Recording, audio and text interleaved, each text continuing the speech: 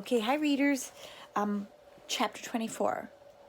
I'm so excited because we have finally realized our third storyline. We've got Stanley's story, Stanley's great-great-grandfather's story, and now Kate Barlow's story. So let's see where our author is going to go. Stanley was half asleep as he got in line for breakfast, but the sight of Mr. Sir awakened him. The left side of Mr. Sir's face had swollen to the size of half a cantaloupe. There were 3 dark purple jagged lines running down his cheek where the warden had scratched him.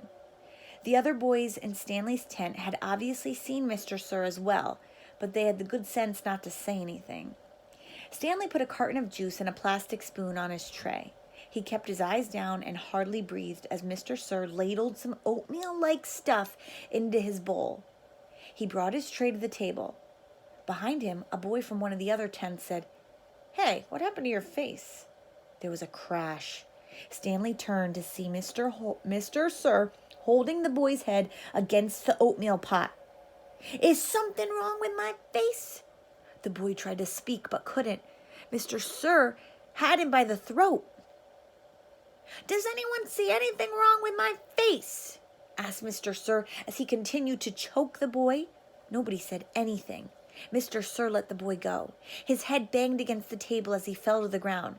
Mr. Sir stood over him and asked, "How does my face look to you now?" A gurgling sound came out of the boy's mouth. Then he managed to gasp the word, "Fine." "I'm kind of handsome, don't you think?" "Yes, Mr. Sir." Out on the lake, the other boys asked Stanley what he knew about Mr. Sir's face, but he just shrugged and dug his hole. If he didn't talk about it, maybe it would go away. That's what he keeps saying. That's his kind of logic. If he doesn't think about it, if he doesn't talk about it, maybe it didn't happen. Maybe it'll go away. He worked as hard and as fast as he could, not trying to pace himself. He just wanted to get off the lake and away from Mr. Sir as soon as possible. Besides, he knew he'd get a break. "Whenever you're ready, just let me know," Zero had asked. The first time the water truck came, it was driven by Mr. Pendanski. The second time, Mr. Sir was driving. No one said anything except, "Thank you, Mr. Sir," as he filled each canteen. No one even dared to look at his grotesque face. As Stanley waited, he ran his tongue over the roof of his mouth and inside his cheeks. His mouth was as dry and as parched as the lake. The bright sun reflected off the side mirror of the truck, and Stanley had to shield his eyes with his hand. "Thank you, Mr. Sir," said Magnet as he took his canteen from him. "You thirsty, caveman?" Mr. Sir asked. "Yes, Mr. Sir," Stanley said, handing his canteen to him. Mr. Sir opened the nozzle, and the water flowed out of the tank, but it did not go into Stanley's canteen. Instead, he held the canteen right next to the stream of water. Stanley watched the water splatter on the ground where it was quickly absorbed by the thirsty ground. Mr. Sir let the water run for about 30 seconds, then stopped. "You want more?" he asked. Stanley didn't say anything. Mr. Sir turned the water back on, and again Stanley watched it pour onto the dirt. "There, that should be plenty." He handed Stanley his empty canteen. Stanley stared at the dark spot on the ground, which quickly shrank before his eyes. "Thank you, Mr. Sir," he said. Man, chapter 25. There was a doctor in the town of Green Lake 110 years ago. Look what our author, Louis Sachar, is doing. Chapter 25 goes back 110 years ago at Green Lake. That means he's going to be telling us more of Kate Barlow's story. His name was Dr. Hawthorne. And whenever people got sick, they would go see Dr. Hawthorne. But they would also see Sam, the onion man. "Onions, sweet, fresh onions," Sam would call as he and his donkey Mary Lou walked up and down the dirt roads of Green Lake. Mary Lou pulled a cart full of onions. Sam's onion field was somewhere on the other side of the lake. Once or twice a week, he would row across the lake and pick a new batch to fill the cart. Sam had big, strong arms, but it would still take all day for him to row across the lake and another day for him to return. Most of the time, he would leave Mary Lou in a shed, which the walkers let him use at no charge, but sometimes he would take Mary Lou on his boat with him. Sam claimed that Mary Lou was almost 50 years old, which was, and still is, extraordinarily old for a donkey. So we have another new character, Sam. "She eats nothing but raw onions," Sam would say, holding up a white onion between his dark fingers. "It's nature's magic vegetable. If a person ate nothing but raw onions, he could live to be 200 years old."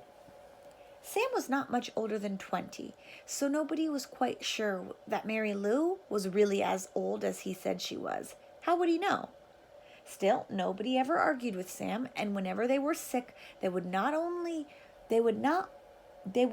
not only to Dr. Hawthorne, but also to Sam. Sam always gave the same advice. Eat plenty of onions. He said that onions were good for the digestion, the liver, the stomach, the lungs, the heart, and the brain. If you don't believe me, just look at old Mary Lou here. She's never been sick a day in her life. He also had many different ointments, lotions, syrups, and pastes, all made out of onion juice and different parts of the onion plant. This one cured asthma. That one was for warts and pimples. Another remedy was for arthritis. He even had a special ointment which he claimed would cure baldness. "Just rub it on your husband's head every night when he's sleeping, Mrs. Collinwood, and soon his hair will be as thick and as long as Mary Lou's tail." Dr. Hawthorne did not resent Sam. The folks of Green Lake were afraid to take chances. They would get regular medicine from Dr. Hawthorne and onion concoctions from Sam.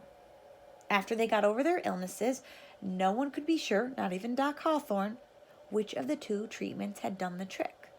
Doc Hawthorne was almost completely bald, and in the morning, his head often smelled like onions. That's a little clue that Doc Hawthorne believes in Sam's onion remedies because he's putting it on his head. Whenever Catherine Barlow bought onions, she always bought an extra one or two and would let Mary Lou eat them out of her hand.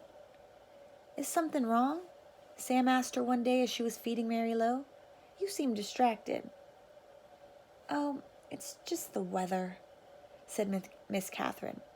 "It looks like rain clouds are moving in." "Oh, me and Mary Lou, we like the rain," said Sam.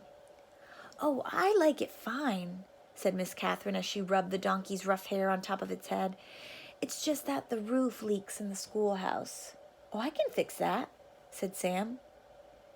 "What are you going to do?" Catherine joked. "Fill the hole with onion paste?" Sam laughed. "I'm good with my hands," he told her. "I built my own boat. If it leaked, I'd be in trouble." Catherine couldn't help but notice his strong, firm hands. They made a deal. He agreed to fix the leaky roof in exchange for 6 jars of spice peaches. It took Sam a week to fix the roof, because he could only work in the afternoons after school let out and before night classes began. Sam wasn't allowed to attend classes because he was a Negro, but they let him fix the building. Miss Catherine usually stayed in the schoolhouse, grading papers and such, while Sam worked on the roof. She enjoyed what little conversation they were able to have, shouting up and down to each other. She was surprised by his interest in poetry. When he took a break, she would sometimes read a poem to him. On more than one occasion, she would start to read a poem by Poe or Longfellow, only to hear him finish it for her from memory. She was sad when the roof was finished. "Is something wrong?" he asked. "No, you did a wonderful job," she said. "It's just that the windows won't open, and the children and I would enjoy a breeze now and then." "Oh, I can fix that," said Sam. I'm wondering if the windows really needed to be fixed or if she just wanted to find something else to keep Sam around. She gave him 2 more jars of peaches, and Sam fixed the windows. It was easier to talk to him when he was working on the windows. He told her about his secret onion field on the other side of the lake, where the onions grow all year round and the water runs uphill. The water runs uphill. When the windows were fixed, she complained that her desk wobbled. I can fix that, said Sam. The next time she saw him, she mentioned that the door doesn't hang straight, and she got to spend another afternoon with him while he fixed the door.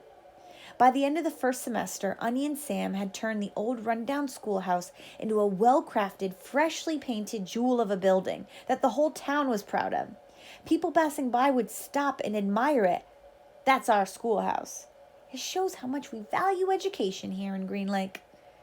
The only person who wasn't happy with it was Miss Catherine. She'd run out of things needing to be fixed. So what does that mean? Yeah, it means she has no excuse to have Sam around, and she likes him.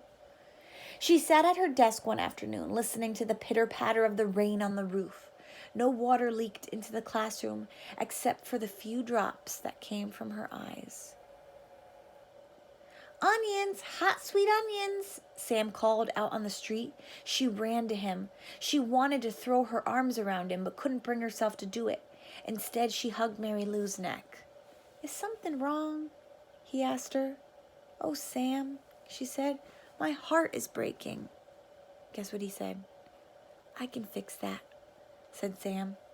And she turned to him, and he took hold of both her hands and kissed her.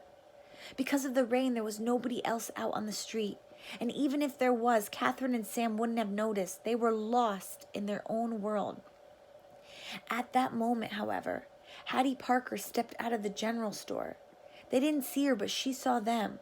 She pointed her quivering finger in their direction and whispered, God will punish you. Okay. So we're learning about Kate's story, Kate and Sam's story. And there's some tricky issues in here. Sam is black and Kate is white. And when people back 110 years ago saw something different, something that didn't feel smooth and easy to them, so people with two different skin colors getting together, they were afraid of it. And when people are afraid of something, that makes them angry sometimes. And it's sad and it's not right. And I love that they are not afraid to express their love for each other. I can't wait to see how their story unfolds tomorrow.